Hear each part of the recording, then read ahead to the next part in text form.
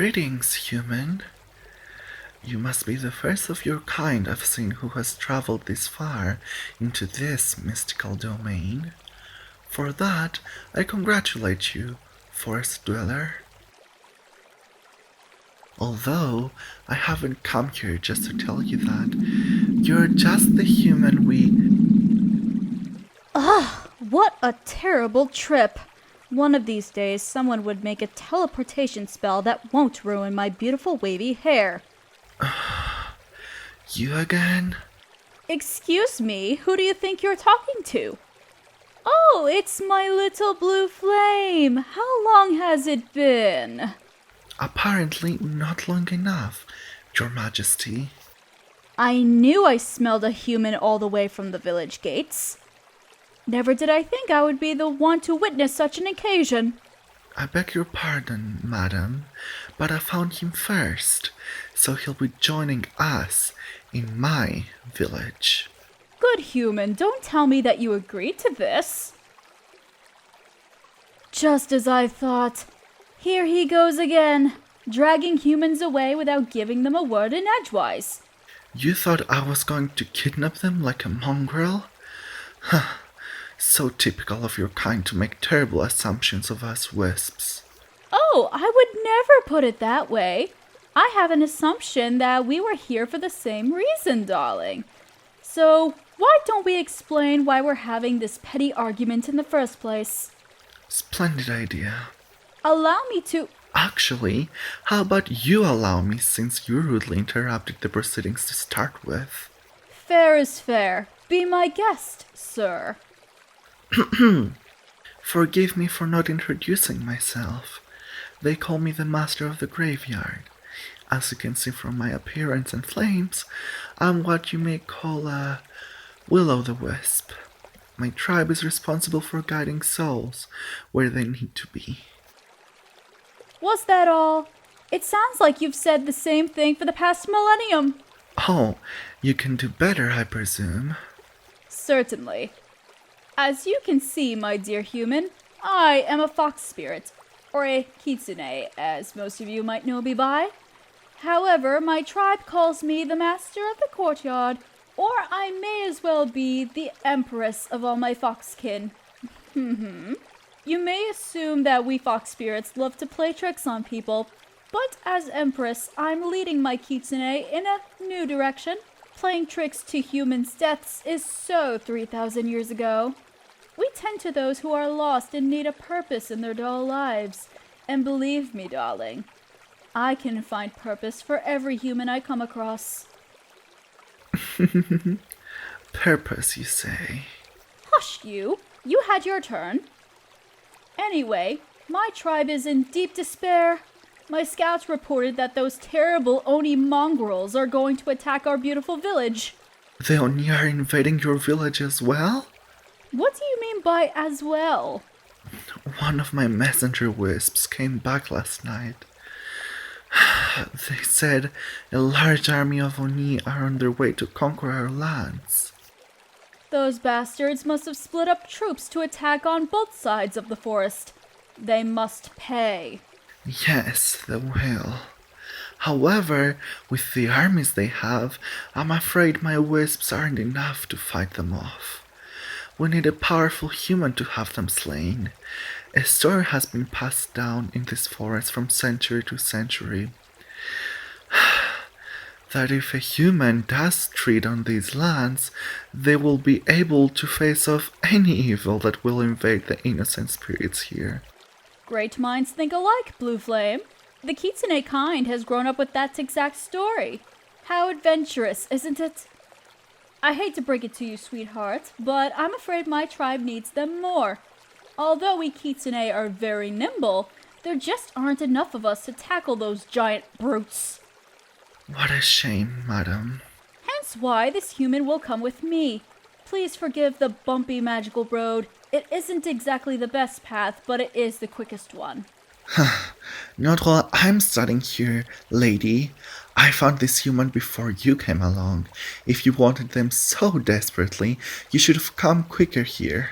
I beg your pardon, sir. But you shall never speak to the Kitsune Empress that way unless you had plans to be snuffed out today, so that your little tribe will be crushed by those ugly creatures. We can set flames to your village and have you ridden off just as well, Empress. So I suggest you refrain yourself from testing my temper. Temper? Who knew you had one?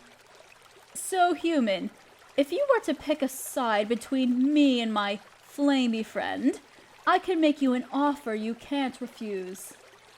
If you choose to protect me and my people, rescue us from the pending doom that will ruin our tribe and leave us homeless, I will offer hills upon hills of gold and jewels so that you will never grow hungry or sick ever again.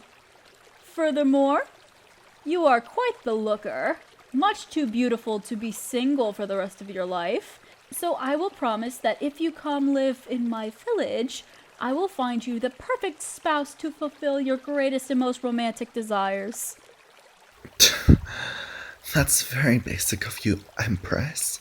Human, I can offer you a much bigger reward if you come assist me in my tribe's time of need. We spirits will offer you great assistance in battle, so much so that you will be stronger than any human or mythical creature who lives within these trees. So powerful, in fact, that even if a sword were to stab you, no wound will weaken you or lessen your lifespan. Not even an Oni's strength will be able to tear you limb from limb like they would if you fight for the Kitsune. And you think I make assumptions about you, Blue Flame? What makes you think that I would ever steer this poor human to death? The very fact that none of you have the same immortality as we do, and you're going to throw this poor creature into battle against a whole herd? This human climbed a very rocky cliff to get here. I think their strength is better than any average human's. One human against over 50 Oni each. You do the math. You know as well as I that I don't bother with such things. War is approaching, madam. I suggest you start bothering. Made a decision already? That was very fast of you, human. Very decisive. Yes, a very positive trait for you to have in such dire needs. Well then, What is your answer? I beg your pardon, darling, but I'm not sure if I heard correctly. Did I hear the words, both of you? Both of us? That is not possible. Our villages are not near each other. The Oni armies have split up to attack us both. A human cannot be in two places at once. I don't agree with Blue Flame often, but when I do, it is a strong agreement. Dearest human, those Oni in larger numbers are near impossible to beat. How do you think you can fight for the both of us? Join forces, you say? My, the Wisps and the Kitsune have never joined an alliance before. It is practically against our rules to do such a thing.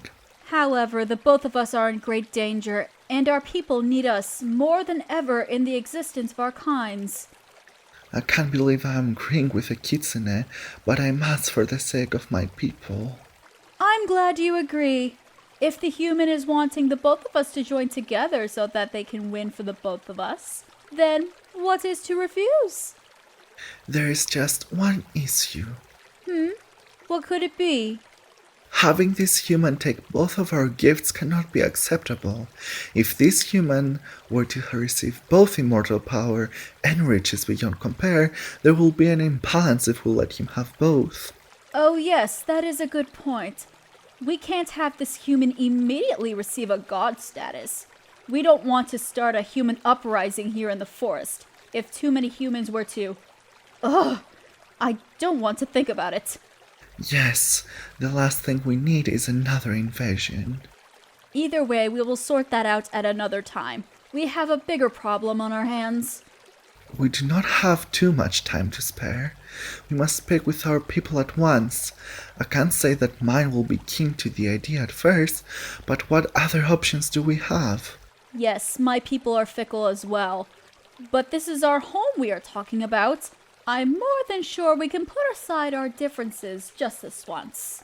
But we will keep our promises to lend this human both of our strengths.